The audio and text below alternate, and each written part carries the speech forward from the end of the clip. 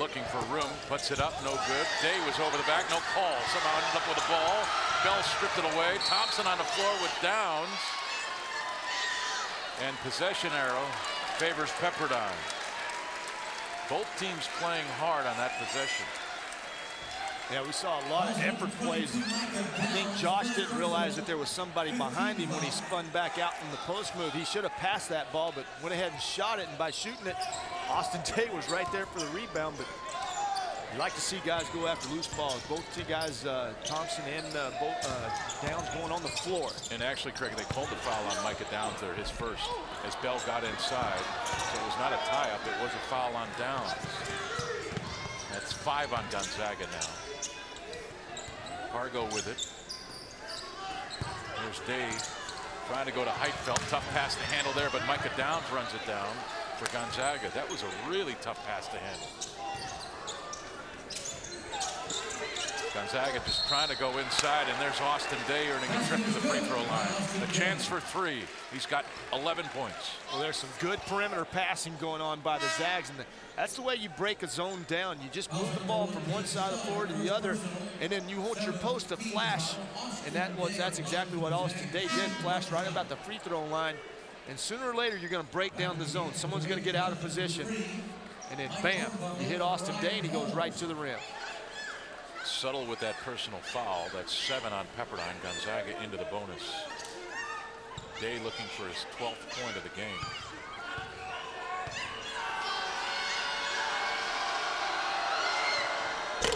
And his first miss from the free throw line.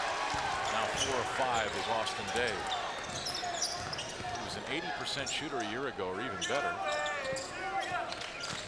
And that number's sloughed off to 70 this year for the free throw line. Holmes inside, slip, lost control. Heitfeld to Pargo.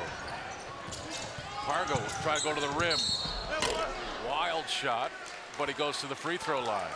That's Pargo's game there. That's when Jeremy's at his best. Yeah, if he can get to the rim, he's a great finisher. 4:46 to play first half. Pargo yet to score a point in this game. And that's not what he needs to do for Gonzaga anyway. No, and I think he knows when he has to do that. You're exactly right.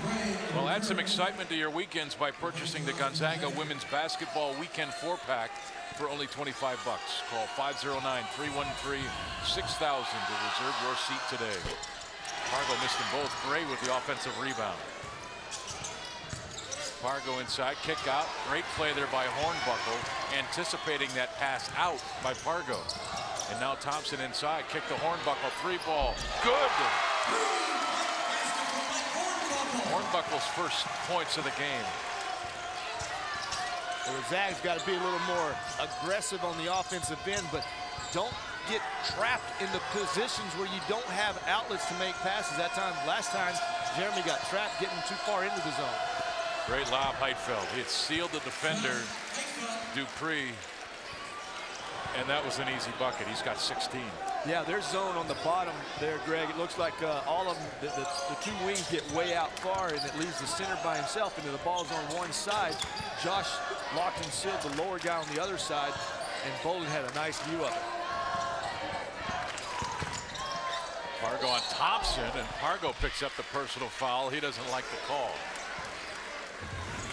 And we've got a timeout. 3:47 to play first half. Gonzaga leading it by 16. KHQ will get you back to Spokane for a local news update. And we'll also have first half highlights and statistics. And all sorts of good things, I'm sure. Gonzaga with a 37-21 lead, up by 16. They started the game on a 17-0 run out. Yeah, I guess we can call it that. Sure. And since then, Pepperdine's played them pretty even. Well, do the math. 17-0. That's what I was trying to avoid. Oh, no. Okay. I'll put my skills to work then. Oh, geez. 21 to Texas, 20. Right? Yeah. Right now, right. Pepperdine would be ahead. But that's not how they do the game. So it's a 37-21 lead. Thompson misses the free throw. Thompson, an 85% free throw shooter. So he's got a great stroke. He makes one of two. A sophomore out of Ladera Ranch, California. You see the three guys on the baseline. That's why I'm talking about the zone so spread out. That's why Josh can lock and seal like you see him on that opportunity right there. Downs misses the shot inside. I tell you, this Keon Bell is a really active player for a freshman. Thompson missed the shot. Rebound cleared Heitfeld. Josh with great position on that rebound. Sealed off Bell. And now he's inside with a little jump hook. Left that short. Tipped around. Bell with it for Pepperdine. I tell you, this kid is everywhere for the Waves. Well, normally he doesn't start. He usually gets his energy coming off the bench. Tonight he was able to start against the Zags. This might be his opportunity to show coach that he is a starter. Yeah, I'm just going to say that. This is his chance to show the coach that it was a good decision. Dupree gets the roll for Pepperdine. He's got 4, and it's a 13-point game. Well, this happens more times than not, you know, against a weaker opponent. You almost play to their level. As much as you can tell your guys not to do it, it seems to always happen. Heitfeld, jump hook with a left hand. That's long. And now Bell with numbers. 3 on 2. Right to the rim. Left hand won't roll in. The save.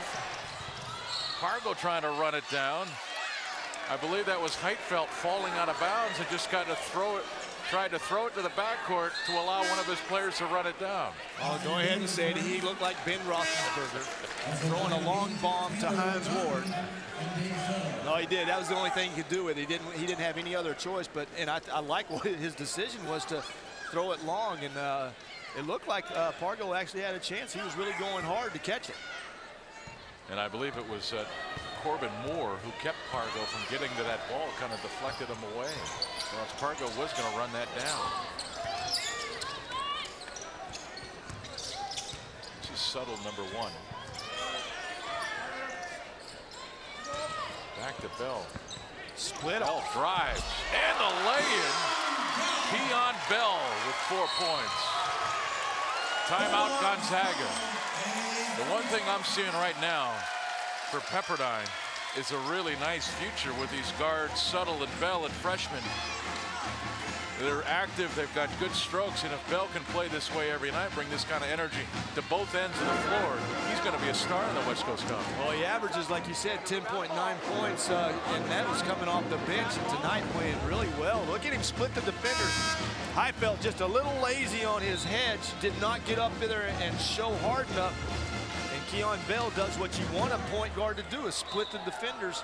And when he split them, he did a little skip to Malou in there also, a little head and shoulders to go along with it, and got a layup. Keon Bell averaging 10.9 a game, but in West Coast Conference games, he's averaging 13 points a game, highlighted by a 20-point effort against St. Mary's. He's got 4 points tonight.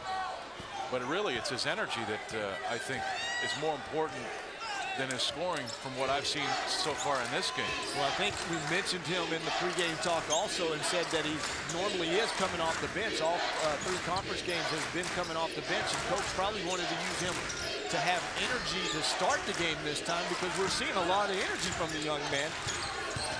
Pargo falling away. That won't drop.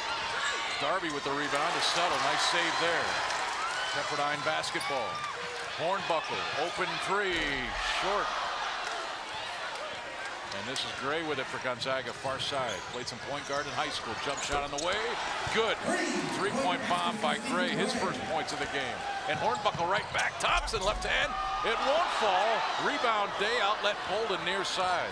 Well, you got to be careful when you play Gonzaga, though. If you're going to take quick shots, you better make sure you get back because this team will transition into offense pretty quick. And that foul on Bell is second. And that's 9 now on Pepperdine.